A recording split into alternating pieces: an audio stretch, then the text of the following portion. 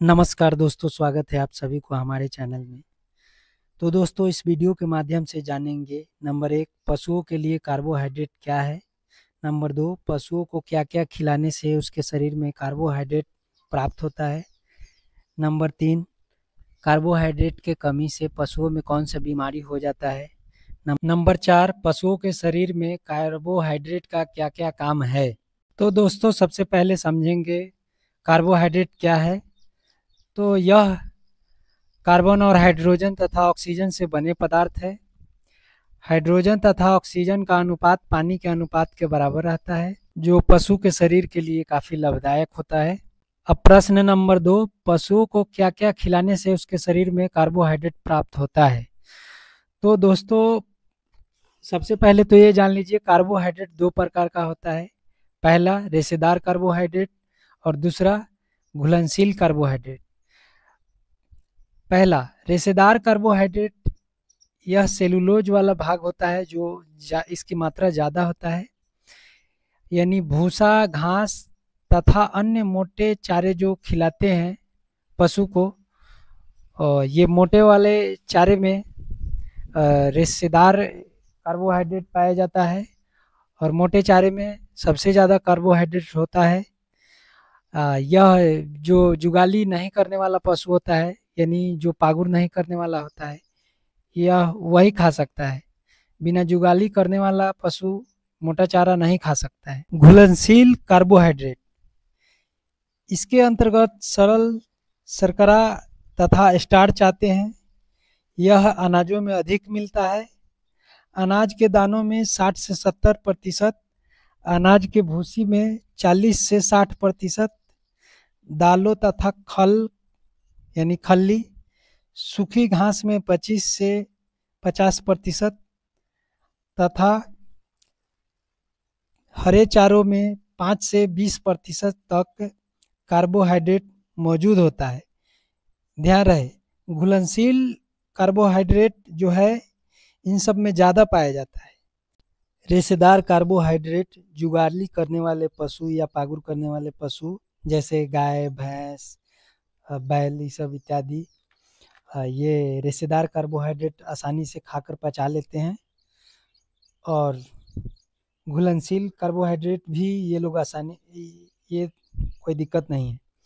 लेकिन जो गधा हो गया, घोड़ा हो गया, जो पागुर नहीं करने वाले पशु हैं, उनसे यह आसानी से नहीं पचता है रेशेदार कार्बोहाइड्रेट।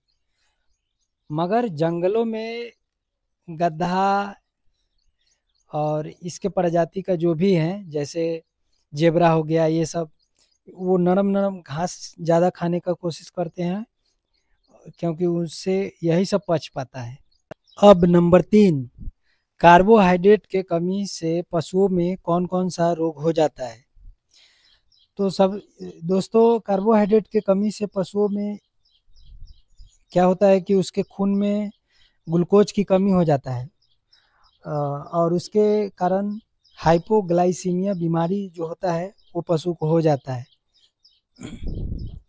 इसमें आपको डेक्स्ट्रोज नाम का इंजेक्शन जो होता है वो आपको पशु के शरीर में नसों के माध्यम से या सिरा के माध्यम से चढ़ाया जाता है। यह काम डॉक्टरों या अनुभवी व्यक्ति से ही किया जाना चाहिए, क्योंकि उसके नस में इंजेक्शन चढ़ाना होता है। तो इन सब चीज़ों का ध्यान रखें। हाइपोग्लाइसीमिया बीमारी में डेक्स्ट्रोज इंजेक्शन चढ़ाने के लिए आपको मार्केट में डेक्स्ट्रोज 5% मिल सकता है, डेक्स्ट्रोज 10%, डेक्स्ट्रोज 20%, डेक्स्ट्रोज 25% इंजेक्शन आपको आसानी से मिल जाता है। इनमें से कोई एक ही चढ़ाएं, और अगर 5% आपको मिलता है तो आप 500 ml 2 दिन चढ़ा दीजिए। जैसे आज 500 ml चढ़ाए तो कल 500 ml चढ़ाइए। बाकी आपको 10% मिलता है तो फिर आप 2 दिन में करके चढ़ाएं, सॉरी 4 दिन में, मतलब 250 ml 250 ml एक दिन चढ़ेगा। फिर इसी अनुसार आपको 20%, तो 200 ml 5 दिनों तक चढ़ाएं। बहुत से लोग एक ही दिन में चढ़ा देते हैं, तो कभी कभी क्या होता है कि किसी किसी पशु को वो एक ही बार में ज़्यादा चढ़ने से उसको ज़्यादा प्रॉब्लम होने लगता है। अब जैसे कहने का मतलब है कि एक दिन में आप चढ़ा दिए, कोई दिक्कत नहीं है, वो सेट कर जाता है, लेकिन कभी कभी किसी किसी पशु में ये केस देखने को मिलता है, उसको शरीर में फिर दूसरा दूसरा कारण होने लगता है। नंबर 4, पशु के शरीर में कार्बोहाइड्रेट का क्या क्या काम है या क्या क्या फायदा है। तो सबसे पहले समझते हैं, कार्बोहाइड्रेट पशु के शरीर में ऊर्जा प्रदान करते हैं। 1 ग्राम कार्बोहाइड्रेट से 4 कैलोरी ऊर्जा प्राप्त होती है पशु को, और ऊर्जा शरीर के तापमान का नियंत्रण तथा विभिन्न शारीरिक तथा जैविक क्रियाओं के लिए आवश्यक है।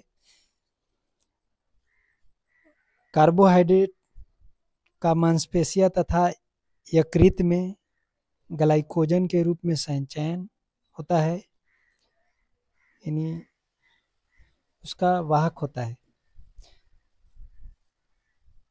फिर जुगाली करने वाले पशु के जो र्यूमन में पाए जाने वाले जीवाणु होते हैं, उनको वृद्धि के लिए कार्बोहाइड्रेट आवश्यक होता है। वो जीवाणु पशु को पाचक रस उत्पन्न करते हैं, जिससे पशु को भोजन पचाने में आसानी होता है। रेशेदार कार्बोहाइड्रेट यानी रेशेदार भोज्य पदार्थ जो पशु के पेट में दबाव उत्पन्न करते हैं, जिसके कारण पाचक रस निकलता है, ये भी कार्बोहाइड्रेट के कारण ही होता है। तो कार्बोहाइड्रेट पशु के शरीर के लिए बहुत ज़रूरी है। तो दोस्तों, अगर हमारी बताई हुई बातों से आपको कुछ लगता है कि इस वीडियो से कुछ जानकारी मिला है, तो आप हमारे चैनल को अगर सब्सक्राइब कर लेते हैं तो इससे हमारा मनोबल बढ़ता है। तो दोस्तों, दूसरे वीडियो में हम आपको एक और दूसरे पोषक तत्वों के बारे में बताएंगे, जो वसा फैटी। तो नेक्स्ट वीडियो में आप जानेंगे वसा क्या है और उससे क्या बीमारी कमी के कारण होता है।